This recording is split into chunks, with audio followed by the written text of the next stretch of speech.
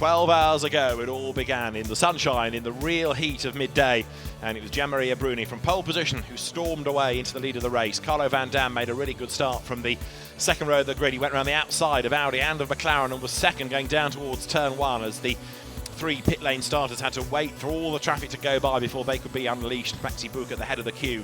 Powering away early on was Bruni. He built a small gap. The two Ferraris looking very fleet of foot as they pulled away from the third placed Audi in the hands of Stefano Telli.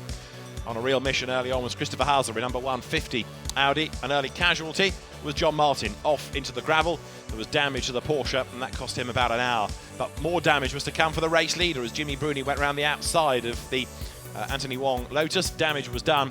The Ferrari into the pit lane and it never really recovered from there. Pit lane fire early on in the race as well for Mitch Gilbert. He was okay.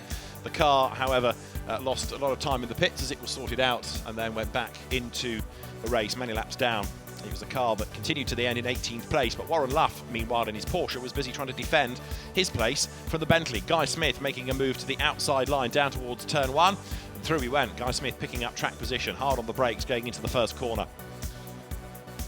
But then the problems for the number one Clearwater Racing Ferrari became worse and worse. A punctured tyre, rubber flailing off the rim, and then it got even worse again because not only had the suspension been damaged after that contact with the Lotus, but an ECU failed and a lengthy pit stop ensued. Number 8 Bentley lost time in a pit stop early on as well because the car came in part not at an angle so much but with the wheel on lock, and therefore it had to be straightened out before the tyre could come off.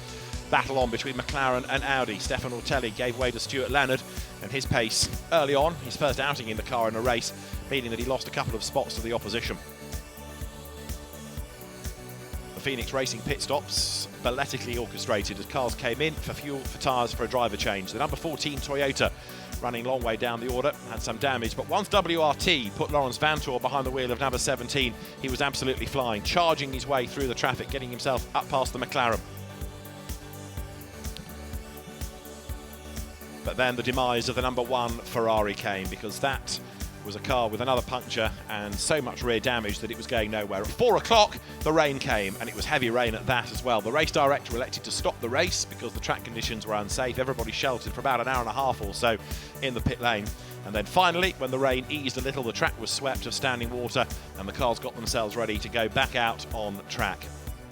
When they did so, the safety car would lead them round, but not everybody ventured out. Even though it was a Bentley that led, there was a Bentley in strife. It was Vincent Abril, whose car had a gearbox-related issue. There was no pressure for the downshift, and so it lost another 2 or 3 laps while they had to go to work and try and sort that out. After sitting in the pit lane for an hour and a half, another few minutes was the last thing that they needed, but that is exactly what happened. And so that car fell down the order, and so the Bentley, in the end, ended up in 10th place.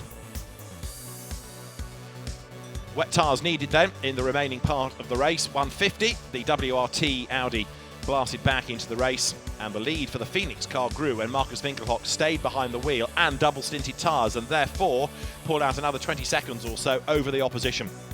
Number 8 Bentley in the hands of Andy Soucek delayed in traffic as he tried to work his way back into contention.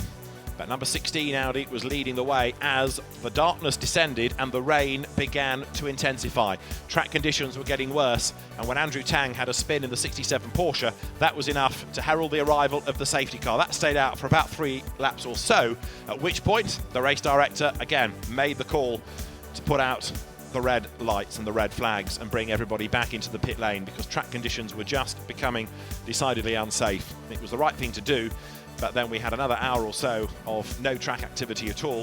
When the race restarted, it was behind the safety car, and that was a restart that lasted behind the safety car for over an hour as track conditions still weren't safe enough to go racing on. It was the number 16 Phoenix Racing Audi that led the way. That was passed by a very determined and hard-charging Lawrence Vantor, who worked his way through into the lead. Christopher Mies following suit. And then the last round of pit stops came. Number 17 changed tyres. That was Vantor's car. Christopher Mies' 150 Audi did not, so the lead changed. And straight away, Vantor was on his case, desperately trying to find a way back through. The two Audis traded the lead after 11 hours and 20 minutes of racing. It was enough to put Lawrence Vantor into the lead of the race, with outgoing Audi factory driver Stefano Telli and Stuart Leonard, his co-drivers, and teeing them up for a victory in the Sepang 12 hours. It was a great battle as Vantor ran round the outside, off the road and back on again. And this was the move completed, as through he went to secure the lead as the cars worked their way up towards turn number 9. Delight down in the WRT garage, and for Stefan Ortelli, a very emotional result in his last one as an Audi factory driver. An Audi 1-2-3, WRT Team 1-2 in the Sepang 12 Hours. The race winners, Laurens Vanthoor, Stefan Ortelli and Stuart Leonard. It has been a tremendous race, so much to talk about, so much drama, and ultimately Audi, the dominant manufacturer. Join us again next year for the next chapter in the history of the Sepang 12 Hours. For Jack Nichols from David Addison, bye-bye.